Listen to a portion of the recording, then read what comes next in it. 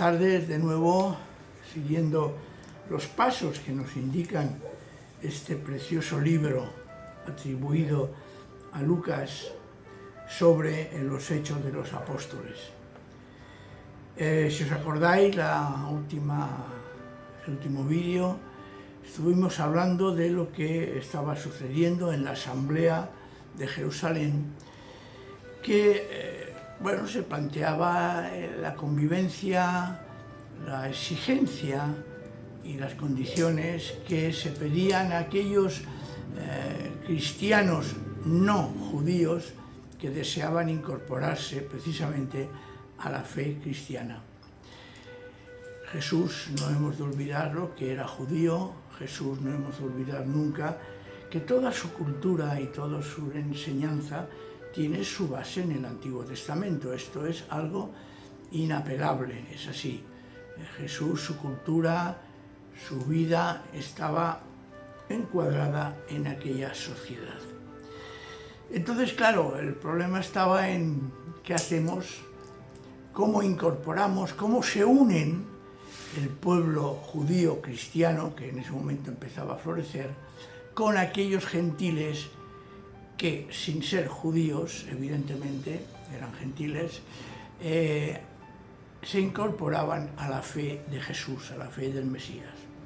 Y se ha de discutir, y se habla, y se comenta el testimonio, como vimos, ¿acordáis?, de Pedro, es un testimonio con Cornelio decisivo.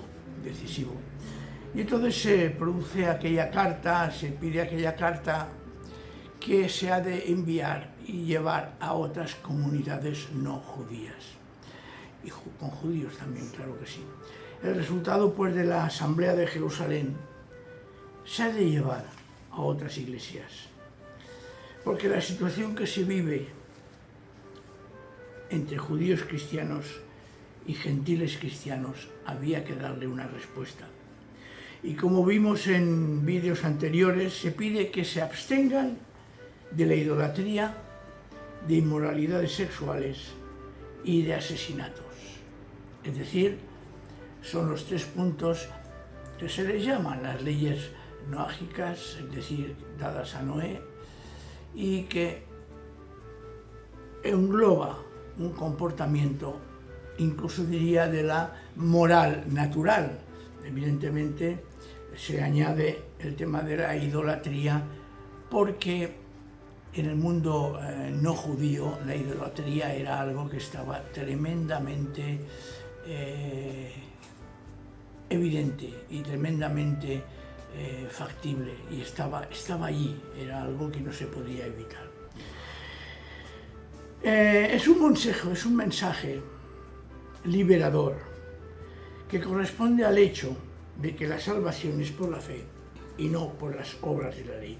Pero esto no quiere decir, ni mucho menos, que se desprecie la ley. La ley tiene una función y Pablo lo sabe, y Pablo lo que hace es precisamente, cuando escribe a los Gálatas, que responde precisamente a esa situación tremenda de conflicto entre judaizantes y no judaizantes, a los Gálatas y a los romanos. Y ahí vemos cómo Pablo le da el verdadero punto central a lo que es la ley de Dios, diciendo para qué sirve. No es inútil, tiene su función, y su función es conducirnos a Jesús, a Cristo, y decirnos cómo somos de pecadores.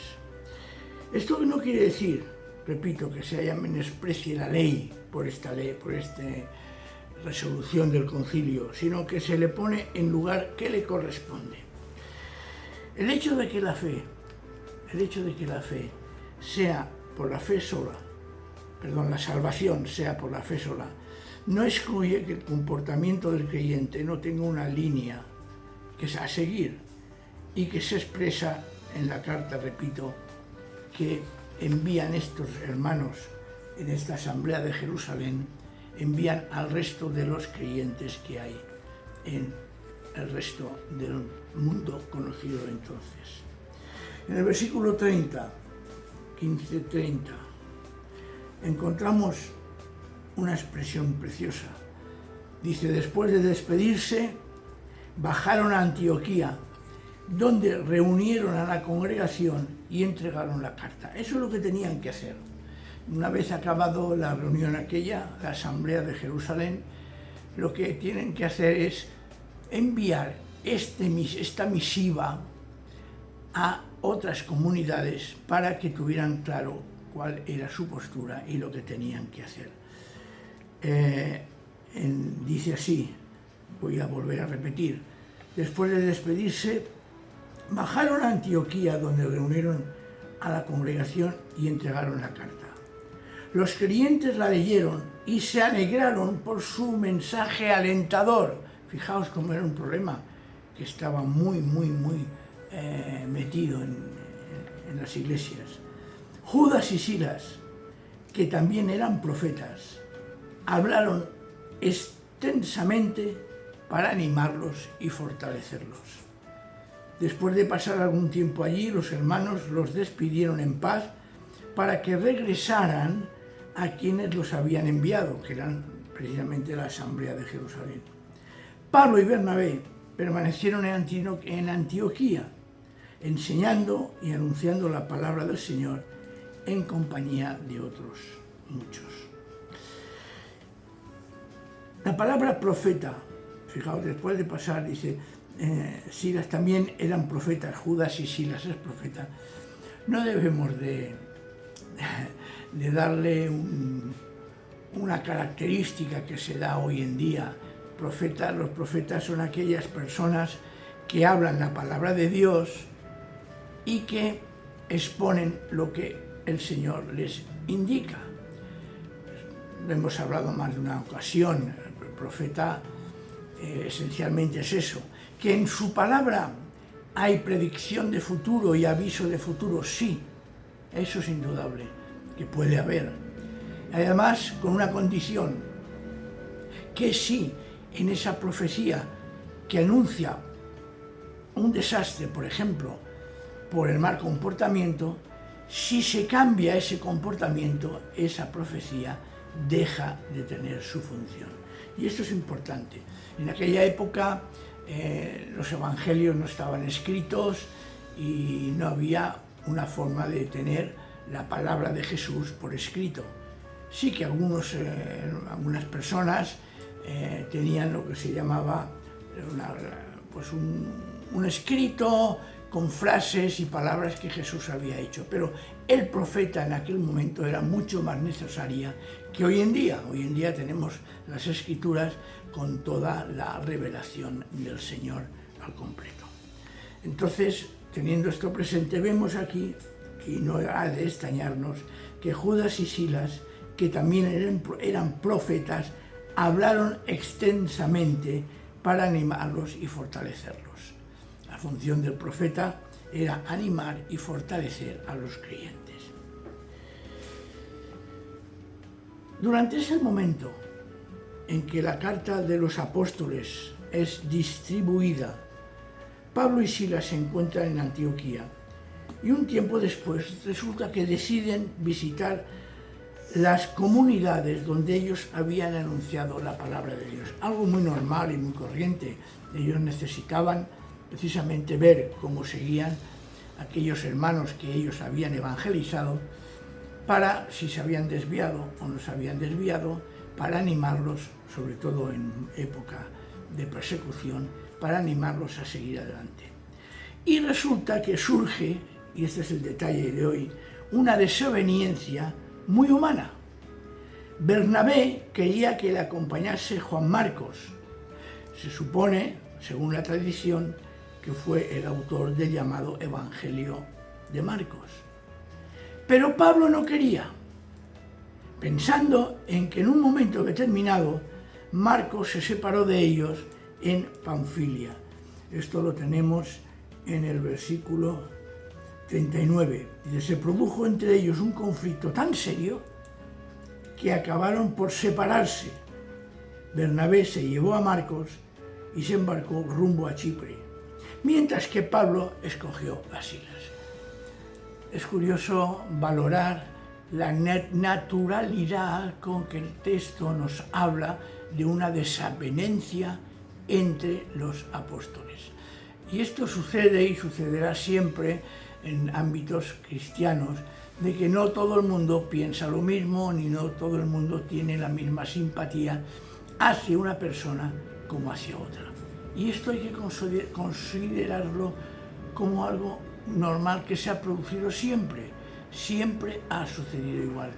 Lo que pasa es que como hay una hermandad en el Señor, esos conflictos se miran de solucionar lo mejor posible. Y ellos lo solucionan de esta manera.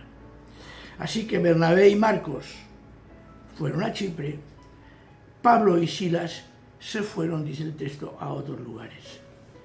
No se vuelve a mencionar a Bernabé ni a Marcos en el libro de los Hechos. Sin embargo, después de esa avenencia, parece ser que hay un momento, que ya lo veremos en su momento, en que sí que vuelven a tener un contacto. Por ejemplo, leemos en 1 de Corintios, capítulo 9, versículo 6, el capítulo 9, versículo 6, dice así, cuando Pablo le ponen una pega, ¿no? una trampa le quieren hacer, ¿no? Sobre si le critican, unos que le critican por llevar una mujer como compañera. Dice, ¿acaso no tenemos derecho a comer y a beber? Dice Pablo. ¿No tenemos derecho a viajar acompañados por una esposa creyente, como hacen los demás apóstoles y Cefas y los hermanos del Señor? ¿O es que solo Bernabé y yo estamos obligados a ganarnos la vida con otros trabajos? ¿Veis? Aquí nos da a entender de que la relación entre Pablo y Bernabé no se había roto definitivamente, pero que en momentos puntuales vuelven a tener una relación. Parece que hay una reconciliación que se expresa en Gálatas 2, 11 y 13. Pero sí que se sabe en la primera carta de Pedro, en el capítulo 5, versículo 11, que dice así, dice, saludos de parte, Pedro, de la comunidad que está en Babilonia, escogida como vosotros, también de mi hijo Marcos. Saludaos los unos con los otros. Parece ser que Marcos deja a Bernabé para unirse a Pedro. Y entonces la tradición dice que el Evangelio de Marcos es un evangelio que Pedro, que había vivido precisamente con el Señor Jesús, todas de una forma íntima, le explica a Marcos todas aquellas cosas que Marcos va registrando en su Evangelio.